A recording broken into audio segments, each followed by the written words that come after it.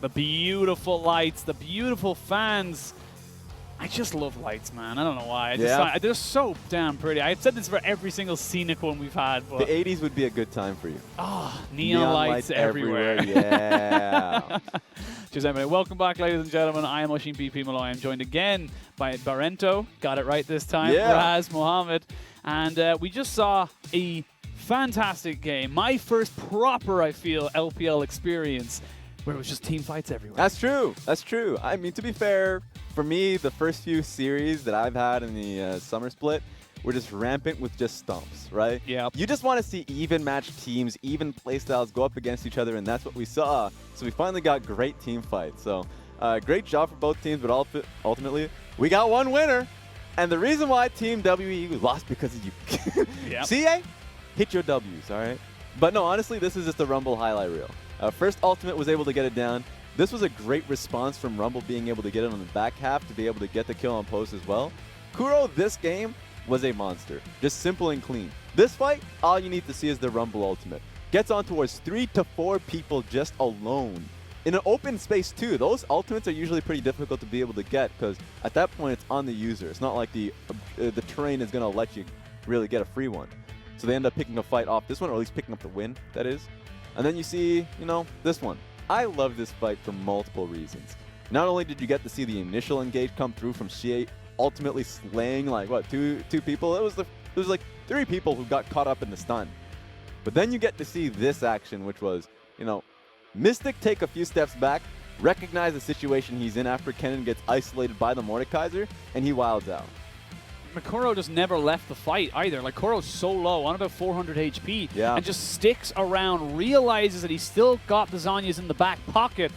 And I just feel bad for Mystic. He tried. He would, if WE had won that game, it would have been off his back. And just he off really this. did. Yeah, off that one play. It was so close. Everyone else was just on blinking HP bars, but it's this guy that made the play happen, and the power Q at the end of that one to get the damage, an ultimate kill. Take a look at that. I do love the goal difference at end. He was -1. He was -1 behind. Let's round it up, please, by the way. Can we get a 0 at least? It's his MVP. Why not just, we don't want to embarrass him on that one, but 132% damage to gold ratio. Ultimately, it's very easy to be able to attain that on Rumble. It just goes to show how valuable that ultimate is in team fights if you're able to nail them. He was incredibly, key to being able to pick up those wins, especially that last one, that last fight to get the kill on Mystic. Great job to him, and I hope we see more out of him. Yeah, and like you said, though, it's great to see it when you see it, but we have seen some bad Rumbles in the history of... We've seen a lot of... I've seen too many. Yeah, we've seen... Because if you see enough Global League of Legends...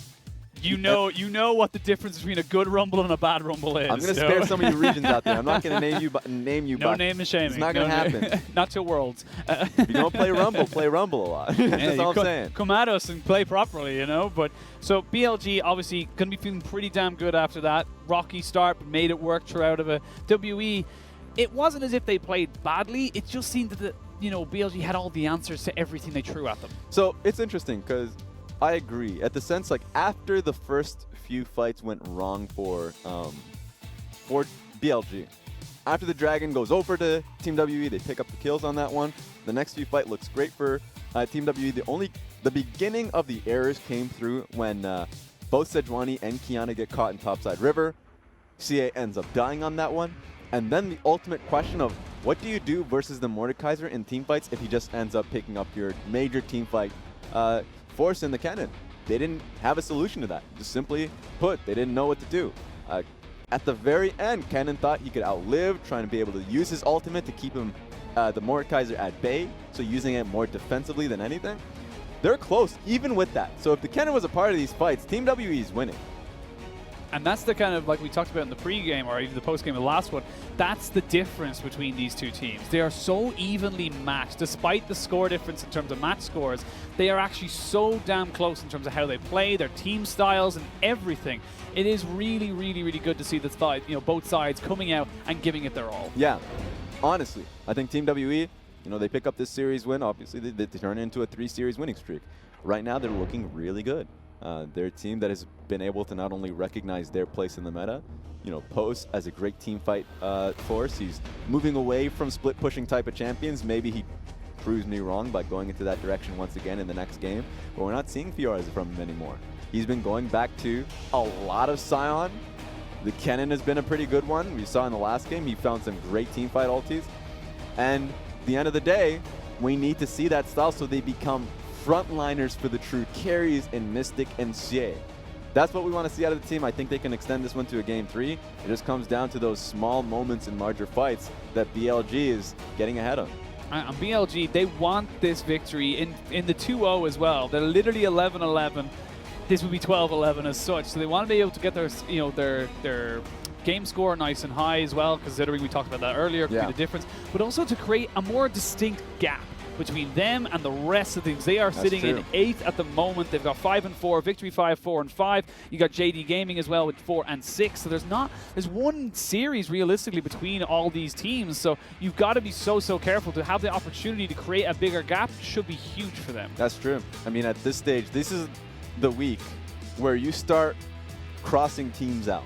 Yep. Honestly, where you start crossing out VG Gaming, Dominus. They're still in the hunt right now, but realistically, you're just like, what, one series off from really just being out of the conversation entirely.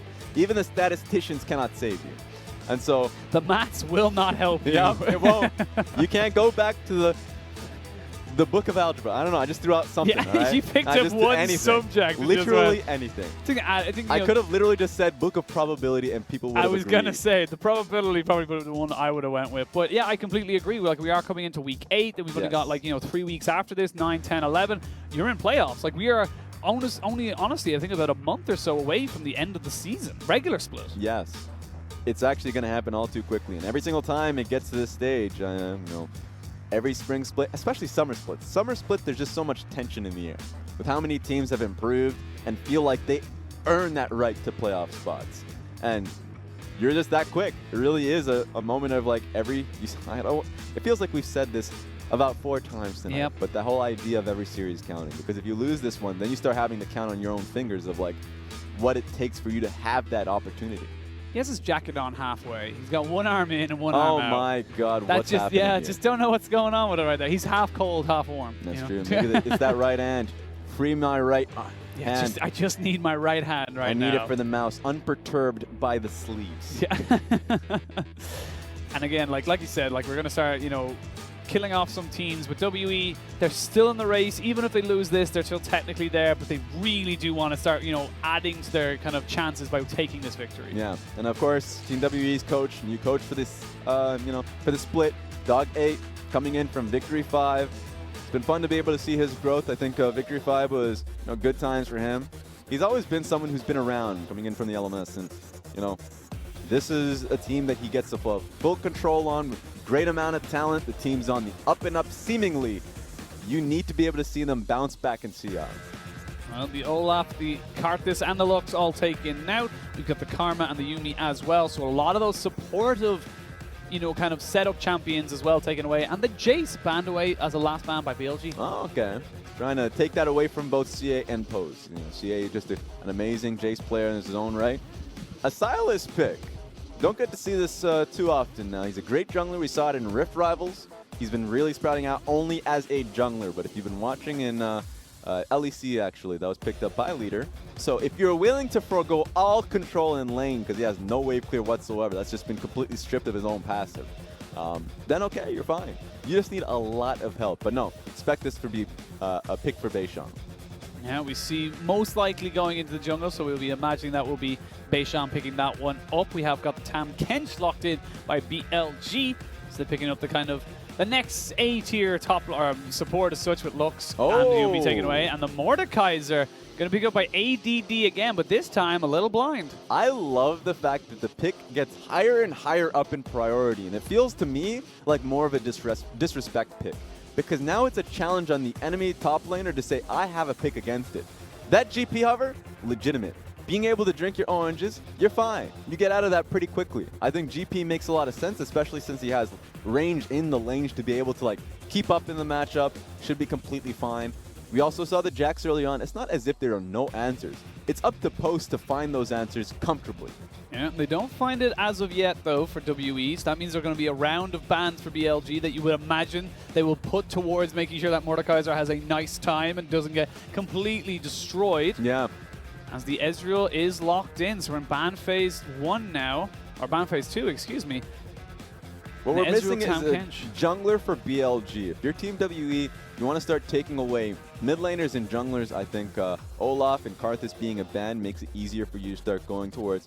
I'd say, Rek'Sai has been a great pick into the Sylas. You want to be able to protect the Sylas a little bit more.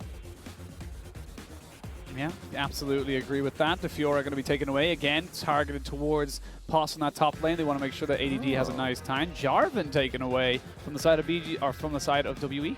Makes sense. I was expecting, a focus on the pure bruisers or pure early games of like Rek'Sai and the Jinjiao, but not going to be the case. But yeah, GP's been the ban here by BLG. They recognize that Post can play it and that they would be looking for it. Yeah, definitely something like you said. You eat the orange on his K, gets out of the death realm pretty damn easy, and has just a lot of safe wave clear. Something I mentioned, okay, well I looked at the bans again, but I'll still talk about it, is the fact that I said that, Post was not going to be looking to play Fiora because of the shift in Team WE's playstyle to have him more of a team fighter. I was like, this is a pretty damn good instance in which you can play Fiora. BLG recognized that and banned 2 of those type of champions. Jax is still up and available. Haven't seen Post actually pick that one up too frequently. We'll have to see what he's comfortable in. This is when we get to see the full composition from Team WE. See exactly what they want to go for. Kiana hovered, potentially locked in. They still don't know what the mid lane is going to be for BLG. They've kept that to last, trying to get as much of a counter pick as they possibly can for Kuro. I would expect an AP top lane. Could be Ryze. Ooh. The Renekton does well into the matchup. My only reason why I expected AP was because they don't have much AP at all in their comp. You're just really looking towards the Sylas to be your form of AP damage. So if you're BLG and you have, Tom Kench to come out and save you, you can go 4th item, I'd say armor. If you're the Mordekaiser, you can actually stack armor versus the composition Team WE has comfortably. Yeah, and if it's not broken, don't fix it. As it's going to be Kuro picking up that rumble into the mid lane. And honestly, I quite like that. He had a fantastic game. Was, of course, our man of the match. Just looked good. Exactly into the same matchup, too. He was happy in the last game. He's definitely going to be happy this time around. Kiana's the one responding to the shove and to the plays that, BLG's Kuro is going to be going for. So they had that one dragon fight. That was something that was really, fun to watch from Team WE. I don't know if they're going to be able to replicate that with how good the composition BLG has here. We'll have to wait and see. Everything locked in and loaded. BLG looking to end this series quickly with a 2-0. But WE, they want to force it to a Game 3 and keep their playoff hopes alive. As we see the coaches shaking hands, and Team WE look focused. They look like they're ready for this one. They look like they know what they're going to try and go for. BLG, they've got a little bit of wiggle room, but not a whole lot. I just love about, the team of BLG. A lot of times we don't get the time to talk about their support, right? The newer players on the team. Last split, that rookie was Meteor. Meteor finally gets the opportunity to change his name, by the way. I don't know if you got the opportunity to see it, but last split, the team accidentally registered Meteor instead of Meteor. So he actually had to rock that for the entire split, finally changed his name. But I digress, They had that rookie jungler. He played out well last split.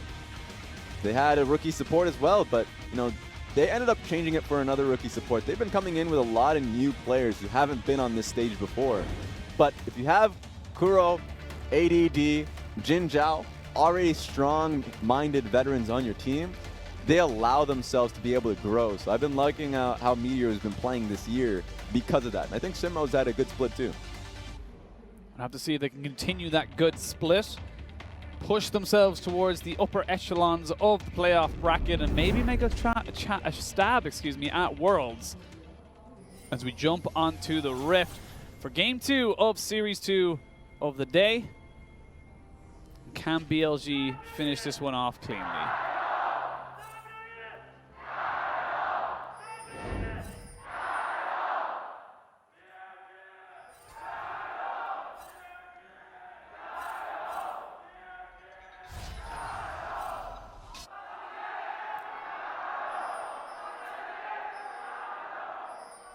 Now, it doesn't matter that LGD ended up losing earlier today. Everyone loves them. It must be nice to be one of the most loved teams. They're like the TSM of China. It's like, it is love, but it's more of the meme variety. Same as TSM then. So. Oh, that's true, actually. You know, you got that. We got that in common. That's fair. Haven't seen as many TSM chants in LPL for some time, actually. Pretty surprised about that. Is it a popular chant? Well, was it a popular chant? It was definitely a very popular chant. Poor TSM. But sad face. They're not here. Yeah. We got to look at what we have in front of us. So even though it was on a ward, we got to see Team W walk past that ward, place some vision on the Raptors. Especially like since Scuttle Crab became that 3-minute objective, we've been seeing teams start to prioritize that vision on enemy Raptors, since it's usually the go-to you end up picking up for yourself. But not only do they have vision of the Raptors, on the Krugs as well. So they completely have eyes on where Meteor is pathing. And because of how late the invade was to be able to place the wards on Raptors, it's up to now the Rek'Sai, if he paths completely around the Raptors, goes towards Wolf Camp, or if he just essentially does it on vision. It's up to him on that one. If he forgoes Raptors, then he's going to get invaded on, is the only thing. And that's the thing, you kind of have to choose between which is better. Is it the information you give away to your enemy team, or is it quicker just to literally just take it on the chin and go, we need to just get this farm? Yeah. So I wonder if they actually saw him. It's 50 seconds in which that's when you place the ward down, and that's when you can get that kind of vision, and if he's going towards Raptors. But at the end of the day, they can make that solid guess, even if it expired earlier. At the end of the day, they know Rek'Sai's up top side. And it's going to have to be Post that plays patiently. What's going on now? Yeah, I was going to say, Meteor, they knew he was on the top side, but Post is playing very aggressively. And he might be in a lot of trouble. We're going to see them coming in on top of this. He just hit level 3, though, so he should be able to just slice and dice away. That was a little scary. It was, but at least he's nearly untouched. Happy about that entire experience. It's hard for him knowing that beishang was bot side going for full clear. There's not much you can do about that. You kind of just have to have that ward out there to be able to see where Meteor is if he's coming up top side. Renekton's still going to be able to push up top. Yeah, didn't lose anything from it apart from maybe a little bit of HP. Has still got the wave pushing in, so should be doing pretty fine. This mid lane, Kuro, very happy, like you said in the Champion Select, to go into this Qiyana again. And potentially, like you talk about the world and global League of Legends, this could be something that people see as a good counter coming into the Qiyana. Yeah, I mean, very rarely since the patch, we've been seeing both Mordekaiser and Qiyana as often as we all expected. It's a pretty damn good tunnel, though. He's going to be able to find this one. Just want to play this one as safe as possible. Oh, no, he didn't want to do it. Unfortunately there, I think WE, they can see they have their spidey senses tingling, I should say. Meteor, he kind of doesn't really know exactly where to go. He's got himself in some fantastic positions, but just hasn't acted on them. Yeah, it just makes... I think it's just a decision that Jinjiao and XinMo made with the huge wave that was crashing in on them. No mana to Ezreal's name. If they go for it, then it's an all-in that it would be the Rek'Sai doing all the work. And if you're Varus and Braum with all summoners available, they can actually outplay that. So I think they just didn't want to take that risk with how the lane's been situated. That makes sense as well. Of course, if it goes badly, you don't only lose the kills, but then you also lose that massive farm, as you said. So probably not as much more high risk than it was high reward. Yeah, and also teleport there for Post. Just as crazy as he's been able to shove up top lane, is always that potential. So you always have to watch out for it, and he recognized, especially with how BLG tends to play it, he doesn't have to go all in. You can play this one slower. We saw this in the last game as well. The kind of start was a bit slow. It was around that dragon, like we talked about last time, where the action was going to happen. TPs came in and everything. I imagine that's exactly what we'll see again.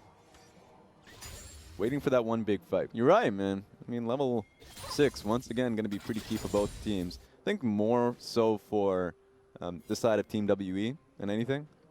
Especially with the first dragon going to be Mountain Dragon. I expect them to, especially with how well they've been able to play out through bottom lane, that they're going to be the ones that look to prioritize around Mountain Dragon, try to start that one off. And it's going to be risky. I mean, if we're just talking about level 6s, all you really need is Kuro's ultimate. You saw that last game. That's the sole reason he ended up getting MVP. So watch out for that one if that's going to be the play that Team WE goes for. The difference, I suppose, from last game to this game is you have beishang onto this Sylas, which means that the Rumble Equalizer, the ADD, Death Realm, it's all available to him. And there's a lot of options for him to kind of go for, and Boss puts down a lot of damage. And this is the biggest difference, actually, too. Last game, he had no answers to that Mordekaiser. And much like Series 1, where you saw the Mordekaiser really be in full poverty mode, this is going to be the same case. Unless if he gets some serious help, this Renekton is going to be able to run rampant up top. Going to push that one in, force the TP out, you would imagine, as it comes in. Seeker's arm guard picked up immediately by ADG, respecting the fact that Renekton has got priority. They're going to get the setup again, and like you said, this ADG on the Mordekaiser not exactly in the best of positions. There's going to be 3 people mid. First off, we're going to see the flash come in. There is the ultimate as well. Equalizer perfectly placed around as a 3v3 as we come back onto this fight. The Equalizer keeping as a deterrent to the side of WE from advancing forward. Couple of summoners burned, couple of ultimates overall, nobody goes down. Yeah, I mean, they invested so much to pick up that kill on Kuro. That ultimate did so much damage on the beishang, and so he was like, all right, please just save us. I think this wasn't working as well as we intended it to. So teleports being used, I still like that from BLG, that they were able to protect Kuro out of everything. Yeah, a lot thrown at the BLG mid laner, not a lot gained from the side of Team WE. Jinjiao actually picking up a little bit of a CS lead here, just purely because he's just able to see, as I say that, Death Realm and Dominus popped up. Will there be a decent swap up? He has got a little bit more damage. It's going to be so close. Good flash! And Poss picks up first blood. You knew Pose was waiting patiently for that. Recognized all that Mordekaiser needed was Q, and he had his summoners up. He's going to be able to outplay it, and he does. Great job to Pose to change this series around. Great start to the lane for him, and see how damn close that was. Great flash from Post as well, just able to push himself beyond the queue of ADG and really take the advantage. Yeah, and one thing I want to look at this in the replay is, how did you get in that position to begin with? It was Renekton that went in for the all-in, picked up his ultimate, and essentially ADD said, okay, we'll take this fight. We'll see how it goes. He was pretty, comfortable how much damage he was outputting at this stage.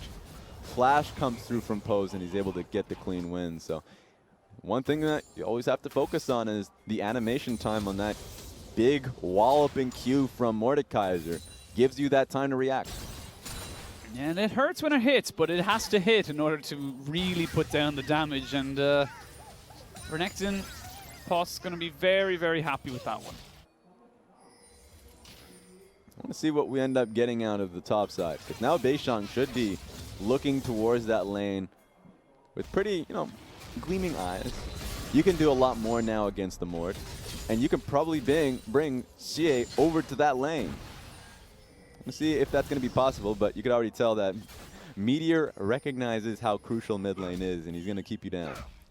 Yeah, they need that rumble to keep going, to keep scaling up towards that 2-item spike that we usually see.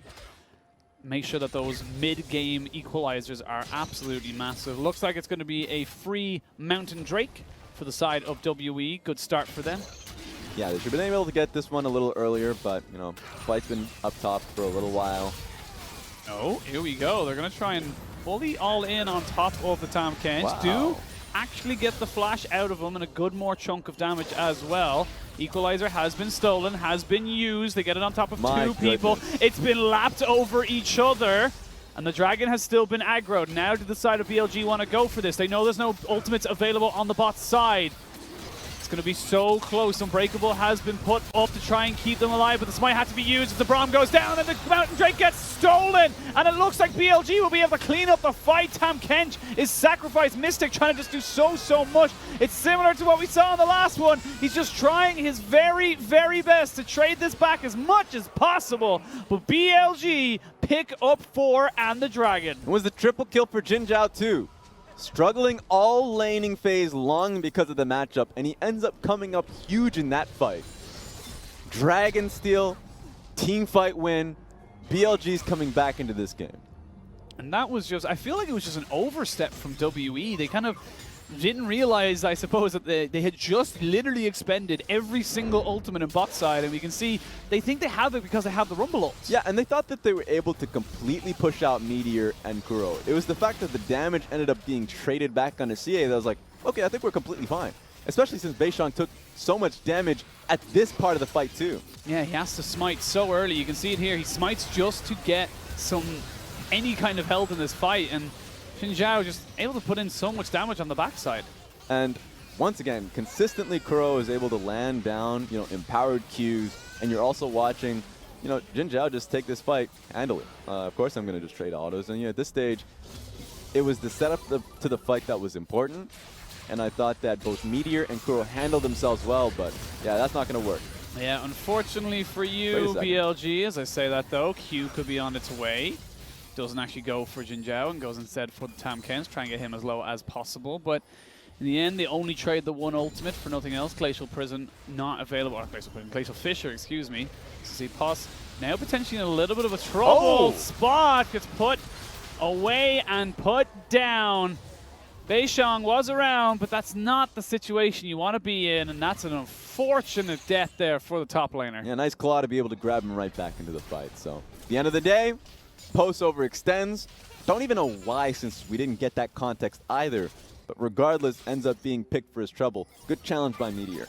I think he did not know exactly where Meteor was, and I think he was trying to bait in a 2v1 potentially. I'm not entirely sure. That was just weird. I mean, at the end, even looking back at it, it doesn't make sense. So if we're ever, this is one of those moments that I've never gotten a replay like this. They only look for kills, but I just want to see the investigation come through. Yeah. What happened beforehand? Cut it off before the kills. Why did he walk into the scene of the crime?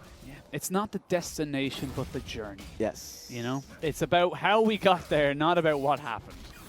But unfortunately, we may never know, as potentially setting up for another fight. We do have Kuro with a fantastic equalizer again, as we see now. Actually going to be the Death Realm stolen and used. Actually had the concussive blows come into that as well. That's a really, really good trade, though, from the side of Jinjiao. He's able to get that one back for his team. They trade down the mid laner for the jungler.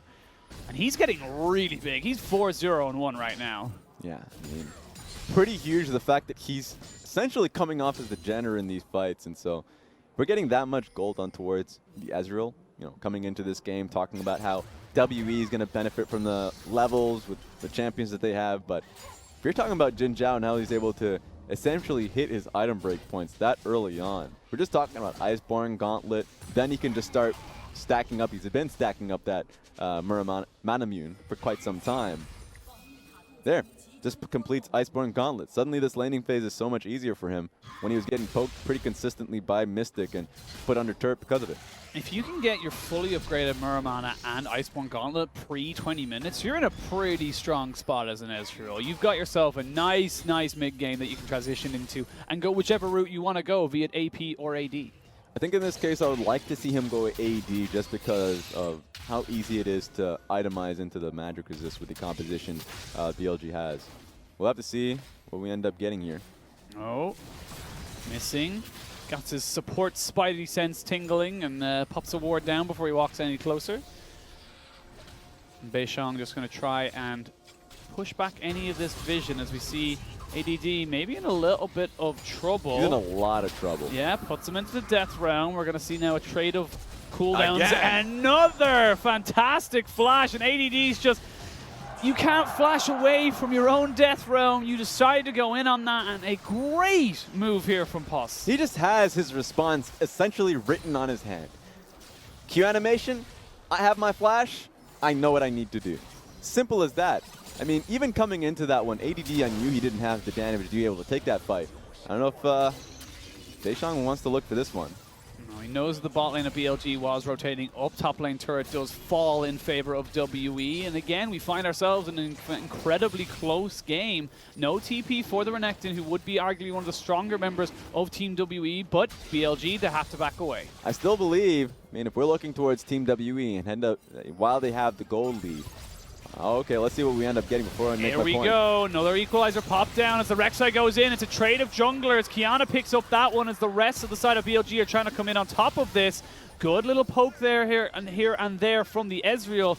Gonna wait for the W. Should be able to get out, but here comes the rest of the team. Varus has got the ultimate. The response is potentially there. There's the Glacial Fissure. Doesn't even need to use the Chain of Corruption. And Mystic picks himself up a kill. There we go. And that works in favor of Team WE while the Infernal Dragon is up and available. They should be able to push out adjacent waves and move towards it. I think they're in a really good spot. You can even see Tahm Kench and Ezreal just kind of expecting it to happen in the area, just in case Infernal Dragon is the point of pressure. I'm going to see if that's going to be the call here from Team WE. They're not too enthused about it, just trying to be able to fix up the waves. This is the early part, essentially the 1v1 that comes through, ends up missing out on that initial Q. All in comes through from Pose. And this is where the stage where I'm like 100% ADD ends up picking this one fight. He was pretty confident about it too, ends up flashing over as we talked about. And there is no escape. That's your own death round. Yep. And have a quick one now and go straight into this next one. It looks fairly good for BLG at the start, but there's just so much damage from Qiyana. Yeah, I mean, what do you even do after that one? And the ultimate thing is like essentially trying to find an exit strategy after chasing so long to get the Qiyana. Jumps over the wall, not going to make that mistake twice in a row. And then Pose comes in. Yeah, I'm sorry about this one. Yeah, we're actually going to fly full immediately as the Infernal Drake was taken by BLG, and Mystic sadly left all by himself in that bot side. 4 people came for him. They took his life. BLG biting back. I don't even want to see the replay after that one. I think I'm completely fine just seeing 4 or 5 people right on top of him.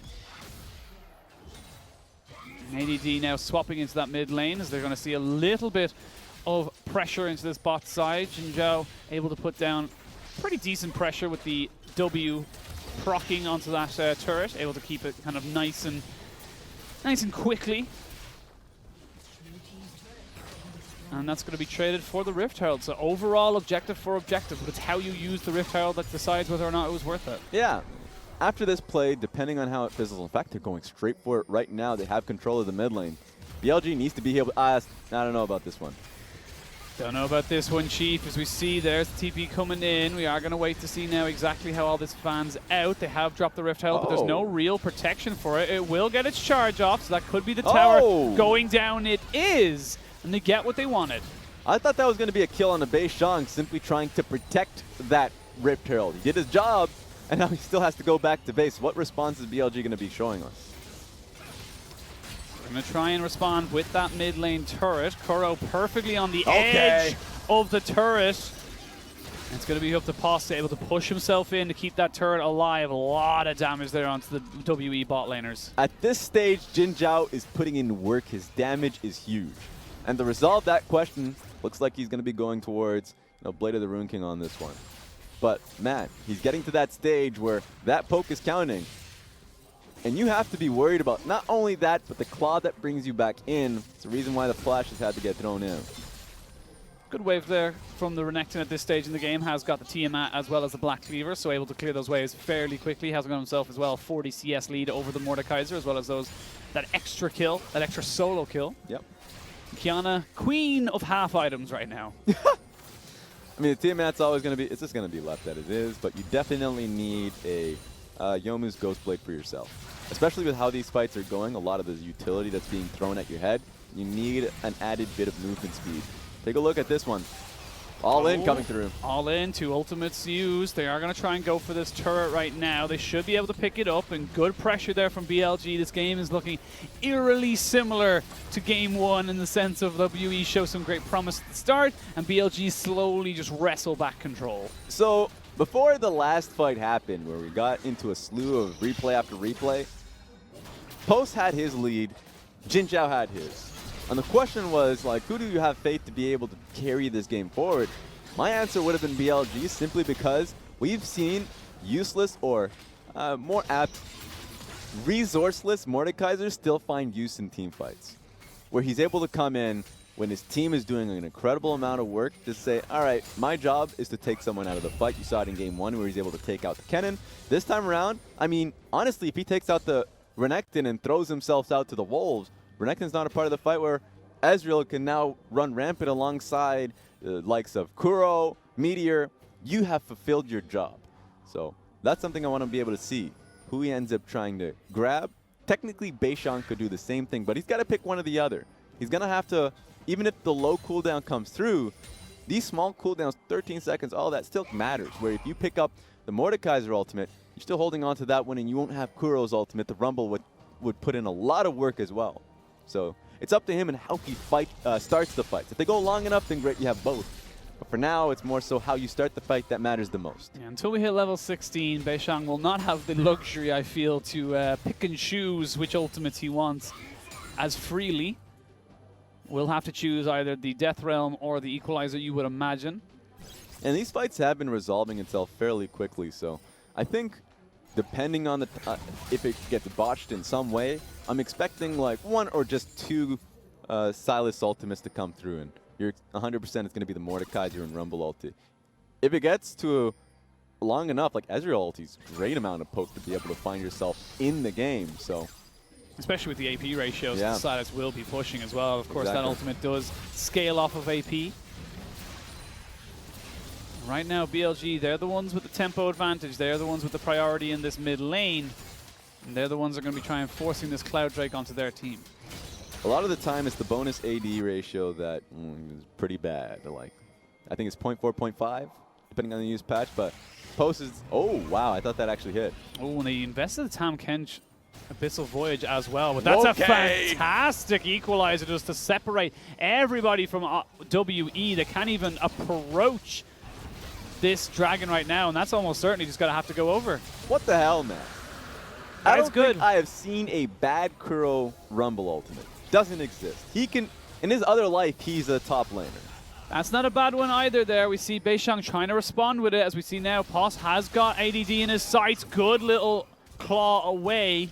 Put that in front of him to knock him back. Not able to get stunned.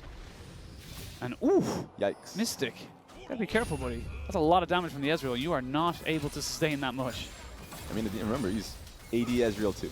So that damage, he's going to be coming out with consistent AD. Remember, the reason for it is because you already have a lot of AP in your composition already. Mordekaiser and Rumble need some AD in your own mist, your own comp, so you don't have post itemizing towards simply magic resist and really making these fights difficult. But at the end of the day, Jinjiao is huge. He wasn't necessarily flashy or much of a playmaker in these fights. He's just been picking up a lot of the kills because of how they're being laid in front of him. But now you have to be respecting him because the plays are going to be coming very soon. And we see, oh, W has been used. If he gets hit by that Q, All yes. right. There's the ultimate use off the back of it. Fantastic combination. Nicely done. That's why Kiana's in, and here comes the bigger fight. TP's going to be invested by top laners. Renekton's a little bit far away, but they have got the Mordekaiser to answer. Everyone backs away. No one was set up perfectly for the fight. Not only does he throw him off his trail, ducks the Ezreal ultimate too. Was able to just essentially finesse himself out of that situation. Let's see if they can pick up a fight. Renekton wants this one. Mystic taking a lot of poke damage here, though, as we see now the Renekton dragged into that fight by the Mordekaiser. Jinjiao just able to put down so much poke. He talked about it, those Qs with the red buff proc and the Iceborne Gauntlet, though, starting to really, really hurt the side of WE. Right now, xiye's W has a 6-second cooldown. If he keeps rotating around the bush element, then, I mean, he's going to be envisioned for, what, 2 seconds? Like, that kind of mobility, or invisibility, I mean, it's kind of crazy. Let's see if he gets himself out. Wait a minute. Here we go. Tam Kench using the Abyssal Voyage as well. They're not quite able to get him, and again, with the game sense to know, but that's a good stolen ultimate, but not quite the perfect positioning. Needed to be a little bit either to the left or to the right. Needed to commit, and didn't get either. Flash was burned, but now here's Kuro. Kuro showing you exactly how it's done. And that's going to be missing. Forced to try and back away with the Unbreakable. This is such on a knife's edge. Both teams want to try and fight for this. Yeah, if he can get this grab. Quite a bit on damage on top of beishang. And remember, right now, positioning on Baron. They're going in. They're going in. They will not get the Tam Kench as he goes into stasis as beishang trying to jump off him, but him and Meteor will end up trading lives for each other. It actually looks like it's going to be WE going big in this fight as they're just ripping through the side of BLG. Poss was massive. He jumped straight onto the backline, and there was just nothing they could do but a snipe from Jinjiao. He will not go into this game without a fight. Yeah, Baron's not going to be an option for Team WE. And it's just because of Jinjiao alone, alive and hunting. That one was fun to watch. We need to see that again to just be able to see how xiye and Mystic survived throughout all of that one, nearly untouched. Because take a look at this. Essentially, it was the all-in engage that BLG wanted to go through. The ultimate coming through from Varus put Jinjiao in an unplayable situation. He actually could not take this fight easily. So that was actually a great opening and engage to push the Ezreal back before the fight even really began. And even though it was a positive, it can be a negative as well, as we see the snipe coming in. And if he had kept going, he would have been fine. Yeah, but maybe. If he kept going to the dashed right. upwards, you're right. I It's think tough. It's Actually, a tough call. I don't know, man. That was just such a great. That's a perfect Ezreal ultimate. Yeah, just that position. I completely agree. The distance between it made it very hard to react. Yeah. And but even then, like we saw ADD, he put the Renekton into the Death Realm, but because of that, I think it was just kind of a surprise for the rest of BLG when they were like, oh god, he's alive! And then they just kind of had to scramble a little bit, and that confusion just opened up a couple of doorways for the side of WWE. That's my favorite thing about ultimates like that. You know, simply put, that kind of ultimate, the Nocturne ultimate, essentially you're working off of the communication that the person who's in that pit is telling you. That he's ulted, that you already know that he's closer to you because of the aura that's on the field. But what's the game state? What does he have up? What is the cooldown? Those are the informations that you do not have, that you need from the person who's been sent to that realm. And then, of course, what do you do with it? All of that, they didn't have that information, or at least didn't know what to do with it, and ended up dying for it. Cloud Drake is available. So far, all 3 dragons have gone over to BLG. Missing, taking a huge chunk of damage onto himself. Gonna have to be forced back out of this lane. And right now, I think it is the Jinjiao versus Poss right now. I think the two of them are the reason why both these teams are playing so well in this particular series. Like, I still favor BLG's composition. I still favor the game moving in favor of Jinjiao. They have positioning through mid. They have the ability to move and still be able to pick up fights. I think their team fighting is better, but they're getting picked. Oh, that's a good stolen equalizer as well, forcing the flash out of Kuro. I thought we were panning towards the TP. I quickly looked at the minimap and realized that nobody had TP apart from Mystic, so very unlikely. Oh, good Zhonya's from ADD. Forcing that out of him is a pretty good move from WE. And this is cooldowns now. These are big cooldowns. That's going to open up the bot lane, and a bit of gold going to go over to WE now. Yeah, 2 isolated situations that actually make it so much worse now for BLG. Flash on Kuro, where that was the reason why BLG won the key team fight last game. Now he doesn't have that. He's going to be an easier target to look for. And you look towards Team WE, like, xiye is going to be getting his flash in 20 seconds time. So they're going to have that on top of BLG. Might make this Baron fight, potential Baron fight, a lot stronger in their favor. Apart from the 4 dragons, which obviously we cannot negate either, but gold is even, towers are even. All right. See what they want to do. There's a good Glacial Fissure as well as the stolen Ezreal ultimate. Jinjiao jumps in but gets immediately taken out. But Kuro TP, or sorry, didn't TP, but he came in on the backside. And another fantastic equalizer just stops everything from WE. And now WE are on the run. That faith that Jinjiao had, that his XinMo would be able to pick him up. I don't know, man. I wouldn't have done that, but I still like the idea behind it. Rumble ultimate coming through, too, to be able to save that one out. I think BLG taking control back in their favor. They can move towards Baron. They're not comfortable looking to pick it up, knowing that their AD is down, but the vision for it makes it easier for the next fight to be all the better. And Kuro's ultimate in that was just so good. They seemed to just kind of, for a split second, WE forgot that that was such a key ultimate that they need to play around, and they were punished for their lack of foresight. These are just, you know, days like these, I kind of look forward to. You know, you look forward to, like, you've already seen the match of the weeks where you have 2 of, you know, the best teams, the FPXs of the world going up against the IGs, like all of those teams. They're up top for a reason. And you see these teams, and they have really golden opportunities and plays that make them so good, but there's a reason why they end up falling in the place that they do. Kuro is why they ended up winning a lot of this through that perfect Rumble ultimate. Jinjiao's placement, I think he could have been a lot more patient, ultimately. Rumble was already rotating over. Their interest was already in that fight. BLG can continue to slow them. There's never a concern of them essentially running out. So those are my issues. And when all is said and done, we are back to a very similar state of game where everyone's fighting for this Baron and mid priority. And right now it's going to be traded over to BLG as they just have the superior numbers with the Mordekaiser roaming up. Remember, the damage coming through from the Ezreal is still going to be pretty considerable on He's full build. Yeah, he actually has a dust blade. I was just going to say that. I was like, what's that 5th item? It's a dust blade. Yeah. So he's already going to be chunking through people. Exactly. That has been the build that we've been seeing ever since Riot Games have stopped people from going double tier on AD comms. So if you're going AP, perfect, Luden's Echo. AD, we've been seeing the dust blade. See now, WE, they don't want to give this one up without a fight. There is ADD getting caught, but immediately goes into stasis. The equalizer's good, but can it be better? It can. The Mordekaiser has dropped, and Potts has got blood in the water. He's trying his best to try and just keep everybody away. It's a good Glacial Fissure to isolate Kuro, and WE come out big in the fight. It's just so easy to push Jinjiao back. It is a fight between Post and Jinjiao, and Post has just been a monster so far. And they do not want the Baron. They're going to push up mid lane immediately because without the Rumble, without the Mordekaiser, there is no consistent wave clear for the side of BLG. Remember, Summoners have been the discussion here. The 2 isolated incidents without the flash on Rumble is starting to really bite him. So now he's 0-5-8, and it sucks because he's actually been playing this game out really well. Those assists is because, you know, Ezreal has the kills. He is now full build because of all of those previous plays.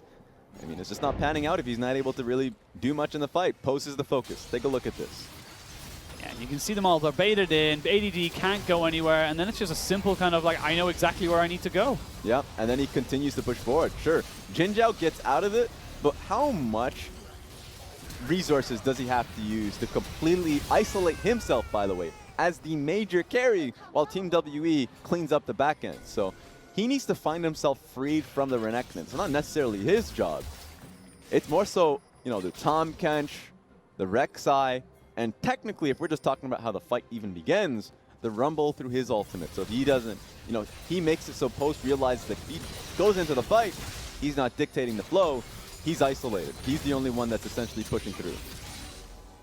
And a big, big factor that didn't come into play in that game, or that fight I should say, because of the CC stacking was ADD's Death Realm ultimate. It wasn't to be able to be used, which kind of caught out the rest of BLG by surprise, as the Renekton was still there. I'm sure they were expecting it to come out. I don't know about this one, Braum. I know he's trying to push forward. Right now, Team WE, the way they get back into this one is by regaining control of mid lane wave. If they push out the wave, then they can duck into the topside river and try and play around the Baron Vision. But Team WE flatly recognizes that's not going to be possible. Get the Cloud Dragon for their troubles.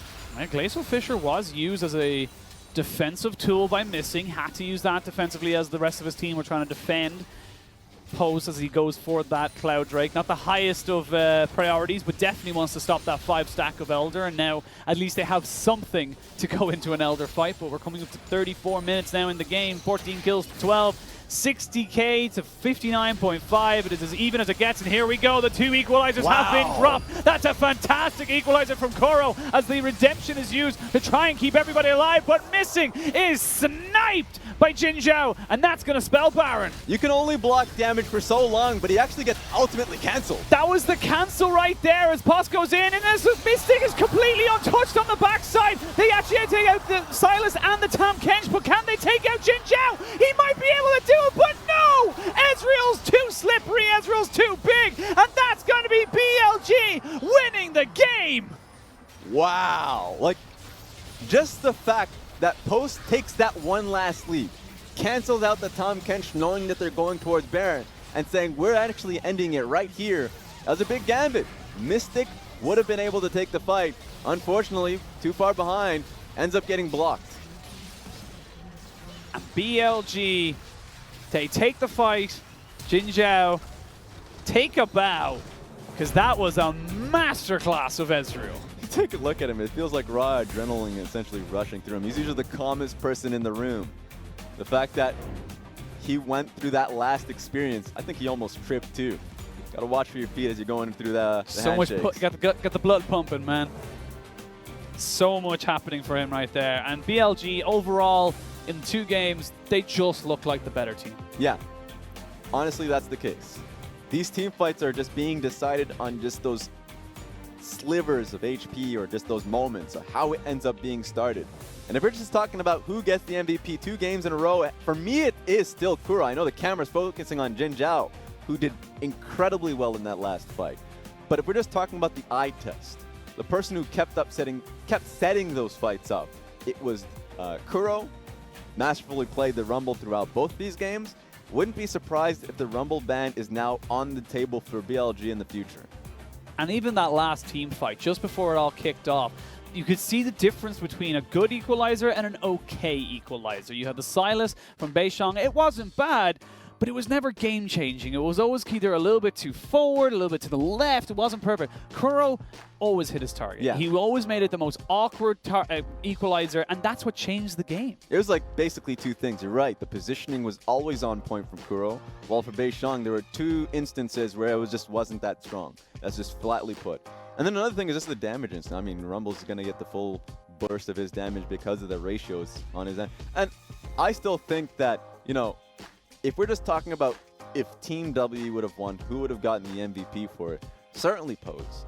Not only just because the laning phase matchup was in his favor, like that's just going to be easy, but he made those game-changing team fights to be able to go pressure the Ezreal, push him out completely, say that I'm not going to just wait for the Rumble to send out his ultimate and decide the flow of the fight, or just kind of be waiting just to see what the two Rumble ultimates go for. One person's far more experienced on the Rumble. The other one's using Silas, where suddenly you get to see mastery. Remember, Silas as a champion is Kit. He's a jack of all trades. He's only as good as essentially, you know, how well he is on the ultimate he's using, which is the Rumble ultimate. Yeah. I felt like Post played incredibly well, but you said it coming out of the game. The better team was BLG. The better players in that instance, in those moments, were Jinjiao and Kuro. Yeah, I completely agree. And like, you know, even just down to that last team fight, and you can see Jinjiao, he was pumped after the end of that game because he had to be perfect in his position. Yeah. He had to escape the Renekton. Not only that, but he also had to deal with everyone else around him, as well as just pumping out nearly 40k damage in a game. It's actually just impossible to focus on all the different things that were threatening his life. Yeah. The Varus, who's all the way over there, yeah, he's going to be looking for you as well through his empowered Q. Yeah, his powered Q. You've also got to be careful of any kind of poke coming around. Yep. You've got so much CC with the concussive blows. There were so many things that he had to just kind of like keep a tab on and constantly, like, you know, like the Matrix, just loads of different numbers of just like everything coming in. But he played those team fights beautifully. Himself and Kuro, if we could give a double MVP, that's what I want. Game. That's what I want to be. I agree. I'm just going to put this out there because I know how those numbers end up coming through in the MVPs. They're going to look at how, you know, Jinjiao had a monstrous, like, essentially KDA. The stats are definitely in his favor. And they're going to look at the stats and say, that one. Yep. But Kuro, once again, even though he didn't get kills because those resulted in his assists and Jinjiao picking up those kills, he was the reason why they won, like, 80% of those fights. He was humongous. Ultimately being able to get like numerous people, even when they were initially Team WE getting picks. I think xiye and Beishang were setting up multiple times for them to be able to get like, oh, two-man stun, 2 kills, go to Baron. But that was never on the table because Rumble was always there to be able to have a response. So great game. 2 people won it for them. That was pretty much, not only was it a bad matchup for ADD, but in those team fights, I think he performed poorly, always being able to take those ultimates and what he's going to do if he's that far behind. I completely agree. And I think for Team WE, it's a lesson in that, you know, we always hear it throughout the global leagues. It's like there's no point in getting kills if you're not getting objectives. And we saw that many, many times where around objectives, they got around the Infernal Drake, around the Baron. Yes, they picked up 2 people, but they didn't convert it into anything because they took so much damage getting there, or they left someone very key, i.e. Jinjiao or Kuro.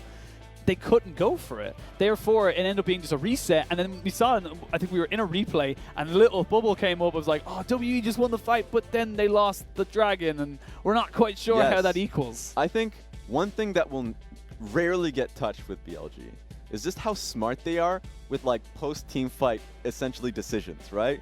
Right after the fight, a lot of the times, if you hear any comm, it's just barking of like, what are we going to do? Is it going to be like, you have to be able to be quick on the decision and ultimately know when you're cutting losses. And in one of those fights, they ended up winning, but they lost Jinjiao, right? So the ultimate is like, well, do we go for Baron? No, instantly they're not going to make those calls because those are the plays that you look internationally and be like, or at least like in other regions, and you're like, that's why they threw Baron. That's when you just get like essentially shame any like fruits, anything that's half-eaten thrown at your head. Didn't happen. Yep. BLG were calm and understanding the situation, and when they lost fights, you're like, play it calmly. We still have mid lane push. We can still get dragon. So it always felt like even though Team WE won the fight, they still had the worst position on the map and suffered for it. Yeah, and I've just been given word by production. Who is it? It's Jinjiao. Oh He my is God. your man of the match, and you weren't wrong. Nearly 200% damage to gold. Like, you can't not give it to him. Ezreal damage will do it for you. I agree. 45% damage percentage, he was the team in terms of just outright damage output. But if anything, I'll give him the MVP just for that pose. It's as if he's like just trying out to be the support of the team just for that Alistar. The Alistar, yeah, he's the Alistar. He's got them horns up. And like, you can see it here. He just plays these fights. Like, he has very little mana at the start of this, but he just comes in and he just hits the right targets at the right times. Yeah, this is a great fight for BLG. Always close, and it's whenever you see these fights, it's difficult even for the team at the time to know who to really focus on. Where is the fight being decided? And you're right. There's actually just so much split damage that Jinjiao is able to free fire multiple times. Great ultimate. That's been the story of the game, where Kuro is able to essentially either push people out of the fight or just completely win it out on alone. Jinjiao comes through and is able to just play that role. It's been the difference between this series and the last series. Remember our criticisms about AD carries not rotating, not moving with his team. Jinjiao is the rotating AD carry to always move and group with the squad, and these are the team fights that you end up getting. Yeah, I completely agree, and it's one of those things that you can just see him here. He's just, not able to be locked down. He's just constantly kiting backwards, but while he's retreating, he's still chucking them out. This is the fight. Literally, we were like, oh my god, they've got Baron. But they can't. They literally can't take Baron because they just lose this last little member, and now all of a sudden, the option's gone. Yeah. Of course, like, you always love to see it. This one was the split ultimate, and the key moment, too, of, like, the decision for post. Does he let them go and pick up Baron? You'll always say, I don't want that to ever be the opportunity. And you saw them all leave Fog of War. Take a look at Kuro actually doubling back the moment, Saw it immediately. Yes. Instantly saw it, turned on a dime, gets the fight. And with how close this fight actually was, that made the difference. Yeah, and actually, I didn't even notice, but Kiana on the backside trying to go for Jinjiao. I feel like if he gets that kill, they're able to reset, they're able to come back into it. And Jinjiao, like we said, just able to look at the matrix and know exactly where he needs to go at what time, and kited it out perfectly. Yeah, great games. It's one of those moments you just want to call out for an encore, like, right? Best of 5. Yeah, and it really is. You're kind of like, best of 5, please. Similar to the FBX IG game. You're like, we want this as our best of 5, please. But let's have a look at how today's games have changed the standings. We have a look, and Bilibili, they've opened up the gap. It's now 2 series between them and 9th place, and they're going to be feeling pretty happy about that. Ramps up the pressure for JD, the previous split finalists. The fact that they are now 2 series behind of being able to make it into the playoffs. Crazy to be able to see that kind of trajectory for the team. Sad with the great talent that you have that had that miracle run in playoffs, but of course we are in a really competitive split. So and you only have 5. You only have 5 series left. You literally only have 5 series left with your JD game. Now you do go against Victory 5, another person that you need to kind of leapfrog as such. You go against Rogue Warriors, who look pretty decent today. LGD not so much. Yep. And then they play OMG. So not too many hard games, but their final game, which could literally mean make or break, is against RNG. And remember how that playoff series went. JD ended up picking it. RNG, even if they're in the playoffs, will take that one 100%. So looking towards tomorrow, you're going to see it's going to be FPX going up against OMG and LNG versus Top Esports. Yeah, I honestly, right now, I'm just looking at Top versus LNG. I think you're looking at a potentially deflated Top versus a pretty decently high-rising LNG. I think this is Top. This is where we either see them slump or rise right now, because they need to turn this around. They need to take that Suning loss and go, right, that's fine. We need to start winning because we have such a horrible strength of schedule coming up in the next few weeks. Yeah, I'm pretty damn confident in Top Esports. We saw them last split drop a weird game to Sino Dragons, now known as Dominus. Yes. Drop a game series, that is, to that team. And a lot of the times they do get hit by something that was unexpected, and they come back stronger the next time. The only question is more so on the situation that team has with, Ben not being able to play because of visa issues, and the jungle question mark because they're still talking about, XX being ill, not being able to make it. Aki has been a great, person to be able to come in, but XX has been a great vocal member of the team. He's come in, being able to make a great footprint on the squad and how they're able to handle team fights. So even with Aki essentially being a great player for the team, they want to be able to come in with a 5-man lineup that got them, 4th place in last split and certainly got an amazing record this time around. Yeah, absolutely. And, we look at top and we kind of see a lot of potential. And I think that's the kind of the difference as such. They've yet to prove themselves, but we know that they can. Their roof is very much a high one, but they don't always reach it. Look, if we're talking about a team that has yet to prove itself, LNG versus Top Esports is probably the best series you can have because you don't know who the hell is going to drop. And you just know that whoever's going to lose that series is going to get a lot of flame from the fans. Because for both of them, that's the same story, right? LNG, throughout the history of the LPL, hasn't been able to prove themselves, hasn't been able to make it to an international. And it's always been that story of like, if we can find that missing puzzle piece, be it the mid laner, the AD carry, they have that now. Plex is a genius, and you can look towards Asura and Dwana being that solution. So there really isn't any more excuses with the lineup that they currently have. Need to be able to make it happen this split. Yeah, we'll have to wait and see, but I do believe that is all we have time for today. Ladies and gentlemen, thank you so much for joining us. Thank you, of course, to Dominion, as they have produced absolutely everything in there. The fantastic voices in our ears that tell us everything that's going on. Thank you, Raz, for joining me on my day 2, and we'll hopefully see you guys very, very soon as we come back tomorrow.